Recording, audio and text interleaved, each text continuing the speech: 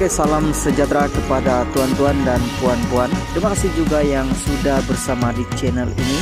Dan bagi mereka yang belum subscribe channel ini, sila subscribe dan like dan komen, share supaya Anda tidak akan ketinggalan info-info menarik yang ada di channel ini. Berita hari ini saya mau kongsikan kepada Anda daripada Malaysia kini. PBM selayang bubar jawatan kuasa bahagian. Parti Bangsa Malaysia PBM bahagian selayang dibubarkan selepas ahlinya dikatakan hilang keyakinan terhadap presiden parti itu, Lerisang gambar atas. Ketua PBM bahagian selayang Jess Choi dalam satu kenyataan berkata, Sang mengukir janji untuk memberi laluan kepada pengasas PBM Zuraidah Kamarudin untuk memimpin parti. Sang juga ingkar dengan keputusan Presiden Agong tahunan PBM pada 1 Oktober 2022 yang meluluskan usul cara sebulat suara agar proses peralihan kuasa Presiden parti diberikan kepada Zuraidah. Selain itu, beliau juga telah menyalahgunakan kuasa untuk memecat 13 pemimpin kanan parti termasuk Zuraidah tanpa rundingan dalam syarat Majlis Tertinggi PBM, katanya seperti dilapor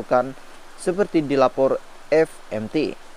Choi berkata, ahli jawatan kuasa PBM bahagian selayang akan terus kekal sebagai ahli politik dan menyokong 6 tonggak agenda parti.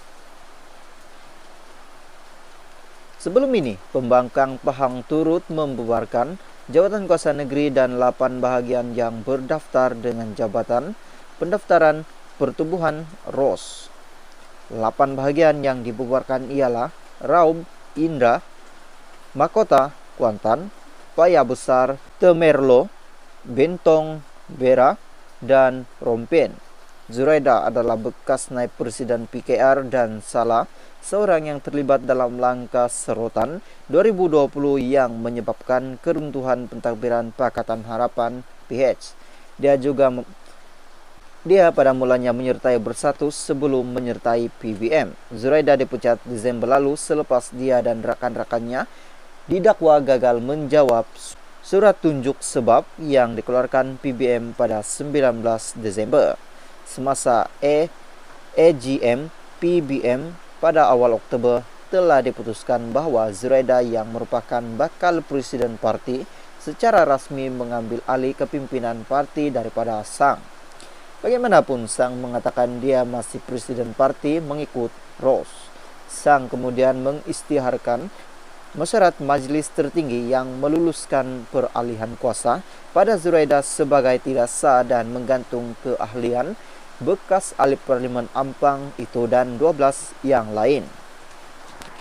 Pada pilihan raya umum ke-15 lalu, Sang satu-satunya calon PBM yang memenangi kursi Zuraidah dan timbalan presiden parti Haniza kehilangan uang deposit. Selepas PR15, Zuraidah dan Haniza menuduh Sang menyalahgunakan kuasa. Oke, salam sejahtera kepada tuan-tuan dan puan-puan. Terima kasih juga yang sudah bersama di channel ini. Dan bagi mereka yang belum subscribe channel ini, sila subscribe dan like dan komen, share supaya Anda tidak akan ketinggalan info-info menarik yang ada di channel ini. Berita hari ini saya mau kongsikan kepada Anda daripada berita harian Ismail Sabri buat lain, cakap lain, Nur Jazlan. Johor Bahru, tindakan naib Presiden UMNO Datuk Seri Ismail Sabri Yaakob mempertikaikan ketetapan jawatan presiden dan timbalan presiden tidak dipertandingkan disifatkan sebagai pelik. Timbalan pengurusi UMNO Johor, Datuk Nur Jazlan Muhammad berkata ketika proses pengundian usul itu dibuat, Ismail Sabri yang juga bekas Perdana Menteri turut berdiri menyokong 2 jawatan utama itu tidak dipertanding. Katanya, walaupun majoriti perwakilan UMNO yang hadir pada Perhimpunan Agung UMNO 2022 PAU sudah buat keputusan kedua-dua jawatan utama parti itu tidak dipertanding. Masih ada suara sumbang yang masih tidak berpuas hati, seperti rumah siap, pahat berbunyi. Naib Presiden UMNO yang juga Perdana Menteri ke-9 buat lain cakap lain. Ketika proses pengundian usul itu dibuat, dia boleh pula berdiri dan sokong, tapi bila keluar dewan dia buat pula sidang media dan mempertikai. Naib Presiden UMNO yang juga Perdana Menteri ke-9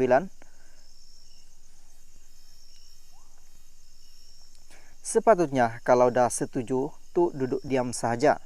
Kalau tak setuju jangan duduk gatal-gatal, nak bangun dan sokong. Saya dapat rasa sebenarnya dia tidak puas hati sebab dia satu-satunya naib presiden yang tidak terpilih untuk jadi menteri angkat kepala negeri yang akan terbabit dengan pilihan raya negeri PRN nanti.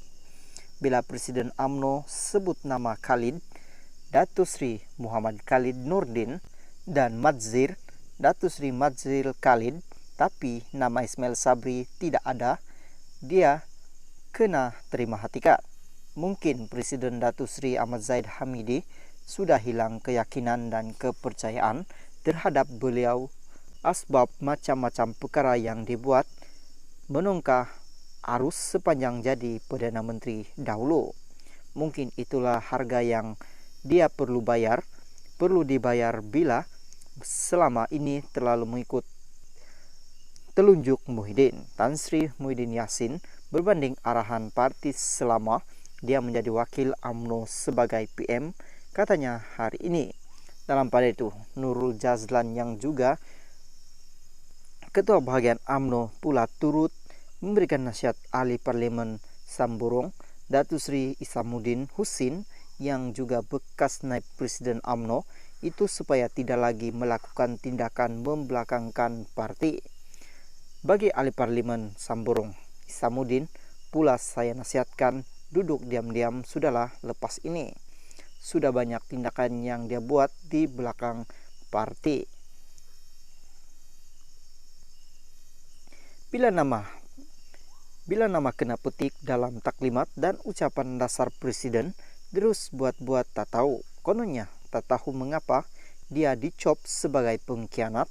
Tidak perlulah berlakon suci macam ahli-ahli UMNO tidak tahu apa yang dia sudah buat selama ini kepada parti, katanya. Nur Jazlan turut mencadangkan kepada mereka yang mahu sangat bertanding jawatan, boleh cuba